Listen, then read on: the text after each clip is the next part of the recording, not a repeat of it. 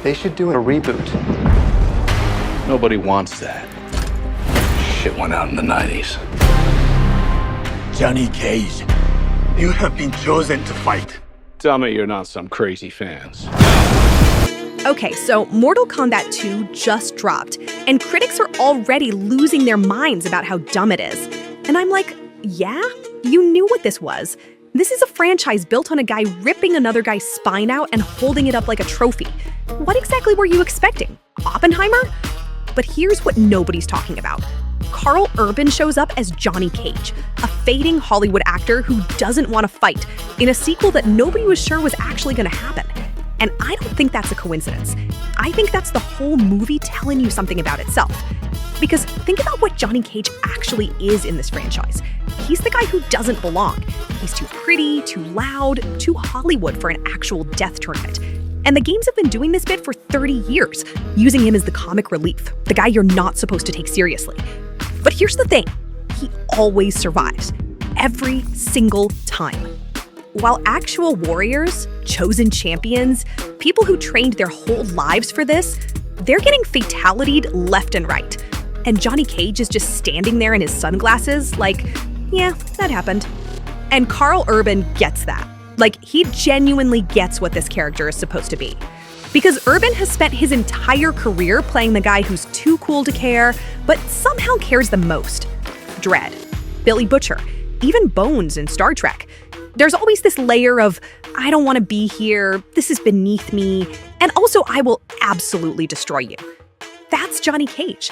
That's been Johnny Cage since 1992. So when critics say this movie is too dumb, too loud, too video gamey, I need them to explain to me what a smart Mortal Kombat looks like. Because I genuinely don't know. Like, what's the alternative? You want them to slow it down? Give Shao Kahn a tragic backstory montage set to a piano cover of a Radiohead song? You want Liu Kang to sit across from Kitana and have a whole conversation about the geopolitical implications of interdimensional conquest? That's not Mortal Kombat. That's an HBO show nobody asked for. The whole point of this franchise, the games, the movies, all of it, is that the spectacle is the story. The spine rip is the character development. And I think we've been so conditioned by prestige cinema to feel guilty about enjoying that we show up to a Mortal Kombat movie and then get mad that it's a Mortal Kombat movie.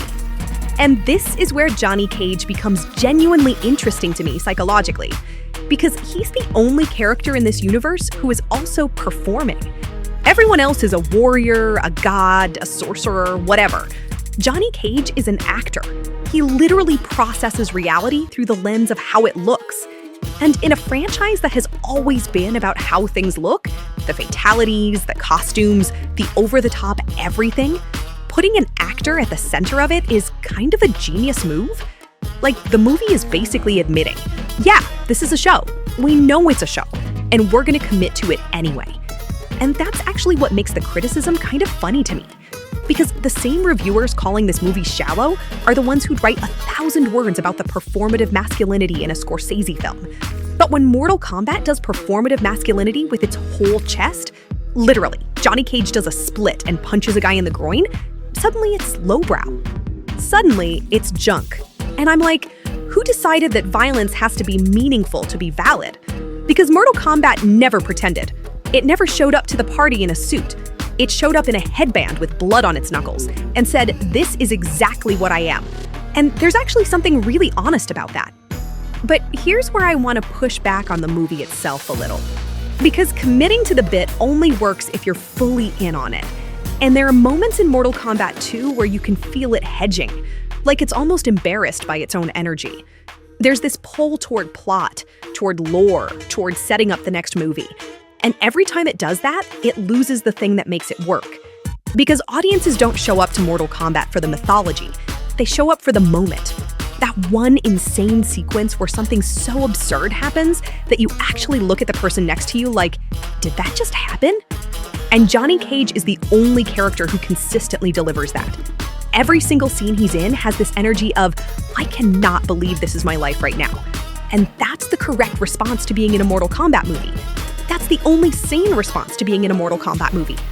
But the rest of the film sometimes forgets to have that reaction. Liu Kang is very serious. Raiden is very serious. Shao Kahn is doing his big villain thing. And look, Shao Kahn is always going to be Shao Kahn. I'm not mad at that. But there's this tonal unevenness where half the movie knows it's a spectacle and the other half is trying to earn some kind of legitimacy it was never going to get from the people who decide what legitimacy means anyway. And this is the trap that video game adaptations keep falling into. They get so anxious about being taken seriously that they forget the games were never trying to be serious. Nobody booted up Mortal Kombat 2 on their Sega Genesis in 1993 and thought, I hope this narrative is thematically coherent. They wanted to press down forward B and watch Scorpion throw a spear through someone's chest. That was the whole thing. That was the art. And the movie is at its best when it understands that. When it just fully commits to being the most Mortal Kombat thing that has ever existed and stops apologizing for it. And Karl Urban gets this in a way the movie around him sometimes doesn't, because he plays Johnny Cage like a man who has completely stopped apologizing. There's this specific thing he does where he'll say something absolutely unhinged and then just move on. No reaction shot, no waiting for a laugh, just next thing. And that confidence is exactly what this franchise needed at its center. Because Johnny Cage was always the audience surrogate. He's the guy who walked into a world of gods and monsters, and instead of being humbled by it, just kind of went, okay, cool, I can work with this. And that energy, that refusal to be impressed by things that should be impressive, it's weirdly the most human thing in a movie full of supernatural killers. Because the rest of the characters have accepted this world. Scorpion came back from hell? That's just his Tuesday. Sub-Zero has been freezing people solid since before your grandfather was born. But Johnny Cage is still slightly incredulous. Still a little bit, wait, this is real? And that's us. That's literally every person sitting in that theater who grew up pressing buttons on a controller, not fully expecting to one day watch this on an IMAX screen. And I think that's why this character works so well as the emotional anchor of a franchise that has never really had one. Because the 2021 film tried to do that with Cole Young, this original character, this everyman, this guy with a mysterious birthmark who is secretly chosen. And look, I don't want to completely drag Cole Young, but nobody was asking for a Chosen One origin story in Mortal Kombat. We already have a Chosen One. His name is Liu Kang. He's been the Chosen One since 1992. What we were asking for was Johnny Cage, and it took them one whole movie to figure that out. Which is actually kind of poetic if you think about it. Because Johnny Cage in the lore is always the guy who gets overlooked, the guy the serious people don't take seriously, the guy who has to prove himself to a universe that already decided he wasn't the real thing. And the franchise literally did that to him, made him wait outside while a brand new character got the spotlight. And then brought him in for the sequel, and he immediately became the most interesting thing in the movie. That's not just good casting, that's the character writing himself. That's Johnny Cage doing what Johnny Cage always does, showing up late and still stealing the whole show. And there's something genuinely worth sitting with there. Because what does it mean that the character who resonates the most in a franchise about chosen warriors and ancient prophecies is the guy who was never supposed to be there?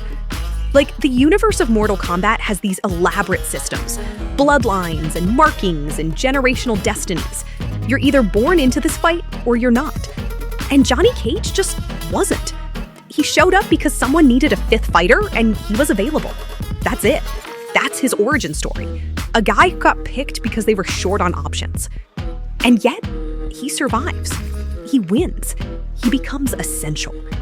And I think that hits differently than any Chosen One narrative because it's not about destiny, it's about stubbornness. It's about a guy who had every reason to walk away and just didn't. Not because of some ancient marking on his chest, not because a thunder god told him he was special, but because somewhere underneath all that Hollywood ego and the sunglasses and the one-liners, Johnny Cage genuinely cannot stand the idea of losing. And that's a more interesting psychological portrait than half the prestige dramas that came out this year. In a movie that critics called junk, in a franchise built on spine rips. Go figure. And this is the part where I want to zoom out for a second. Because we've been talking about Johnny Cage, but really we've been talking about something bigger. We've been talking about what we allow ourselves to take seriously and who gets to decide that. And the answer, if you've been paying attention to how film discourse works, is that a very specific group of people with a very specific taste in cinema have been writing the rule book for what counts as legitimate art for a very long time. And fighting games don't make the list. blood, and spectacle don't make the list. A 2-hour movie where Karl Urban does a split and punches a guy definitely does not make the list. But here's what that rulebook misses. It misses the fact that Mortal Kombat has been a cultural touchstone for over 30 years, that there are people in that theater who grew up with these characters, who learned the fatality combos by heart as kids, and are now sitting there as adults watching it on a massive screen with surround sound and feeling something real. And I don't know what you call that if not an emotional experience. I don't know what you call a piece of media that spans 3 decades and still fills theaters, if not significant. The critics can call it junk, but junk doesn't last 30 years. So yeah, Mortal Kombat 2 is loud and dumb and absolutely unhinged in the best possible way. And Karl Urban as Johnny Cage is the truest thing this franchise has ever put on screen. Not because he's the best fighter, not because he's the chosen one, but because he's the guy who looked at a world that didn't pick him, didn't need him, didn't even really want him, and showed up anyway, and kept showing up, and refused to be anything other than exactly what he was.